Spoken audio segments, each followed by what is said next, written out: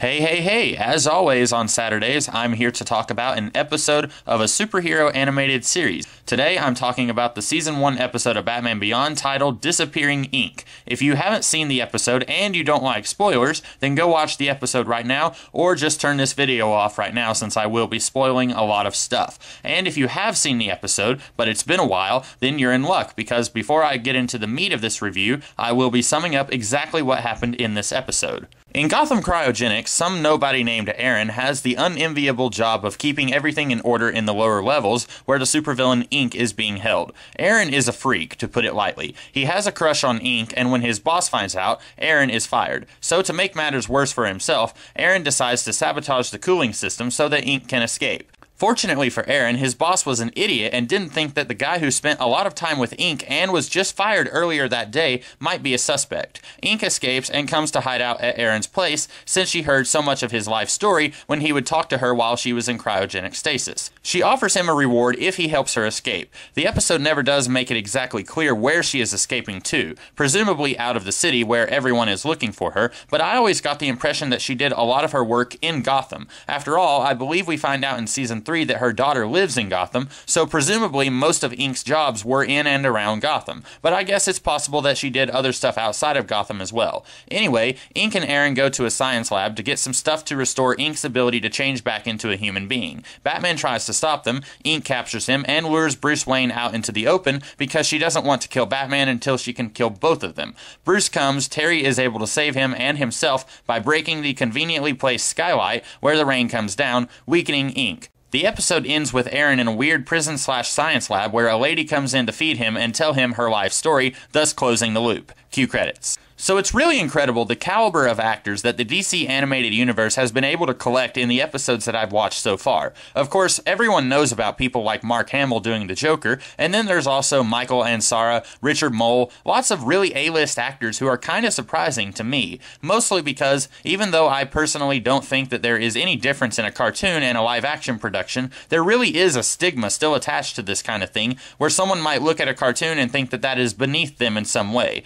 This is all relevant to this episode because none other than William H. Macy is in this episode as the schlubby Aaron. I can't tell you exactly how many times I've watched this episode, and I never once noticed that before now. We also have Kimmy Robertson of Twin Peaks and Honey, I Shrunk the Kids in this episode as the girl at the end of the episode feeding Aaron. There isn't a whole heck of a lot to say here, except I kind of think it's cool that this show is able to get actors like this for this show. And while Macy could maybe pull off this kind of character in live action, there is no question at all that he can definitely pull it off in animation, where the character can look however the people behind the show want him to look, and Macy's voice is doing a lot more of the work than it would be if he was doing the same kind of character in a live action thing. I already mentioned that it's really silly that Aaron is never once considered a suspect when Inque is suddenly able to escape from the cryogenics place. In what little we see of Aaron, he does not strike me as a very smart guy, so I'm not calling baloney for Aaron to do something stupid like this for the plot to progress, but I am calling baloney that his boss did not think of Aaron when all of this went down. But I guess if Aaron hadn't absconded away with Inque to try and get her powers, the police might have eventually come to him to question him. Maybe. I do find it very odd that when Terry is cautious enough to seal up the Batcave so that Inque can't get in, Bruce is naysaying him for his efforts. This is maybe one of the most out-of-character things that Bruce has done in the episodes that we've seen so far. One thing that some people hate about Batman and some people love about him is that he is prepared. This is really the core of things that he's done, like the protocols that he put together in case any of the Justice League members ever went rogue. He's being prepared for any eventuality. So even though we see that Bruce is actually using his time more wisely than Terry, thinking of why Inque wasn't using her powers to her fullest and figuring out where she would go next, it still seems really bizarre for him, of all people, to shoot down Terry for being prepared, just in case.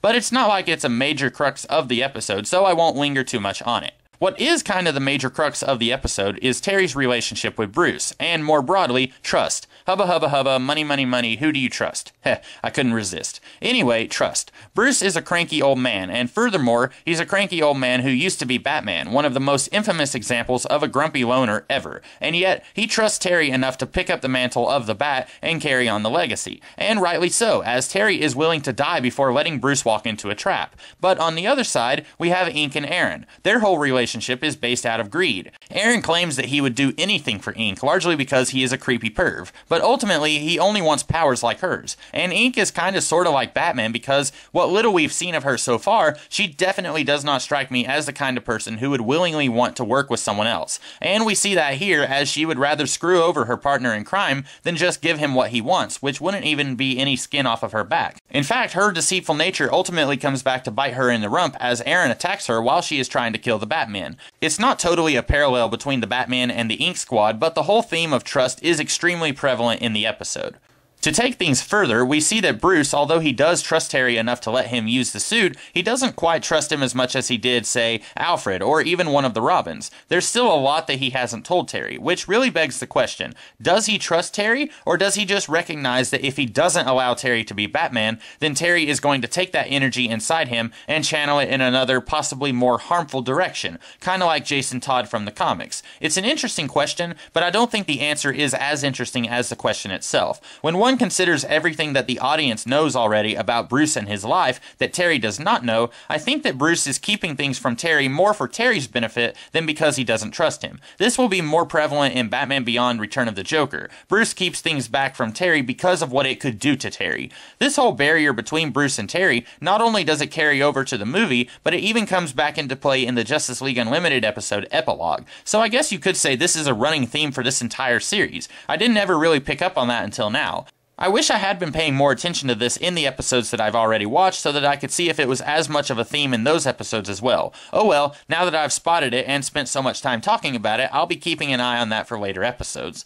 This episode was pretty good. Not the absolute best episode in the series, but it is one of the good ones. Maybe even in the top 10 for the series, just not at the top of the top 10. It is an extremely rewatchable episode, as I've said already, so I'm giving this episode a definite positive review, and I hope you guys liked the episode as much as I did, and I hope you guys liked my review as much as you liked the episode. If you did, keep an eye on this channel for the next couple of Saturdays. Next weekend I will be talking about an episode of Batman the Animated Series, and the weekend after that, an episode of Batman Beyond. And also keep an eye out on the channel throughout the week when I review other things, mostly comic book related stuff.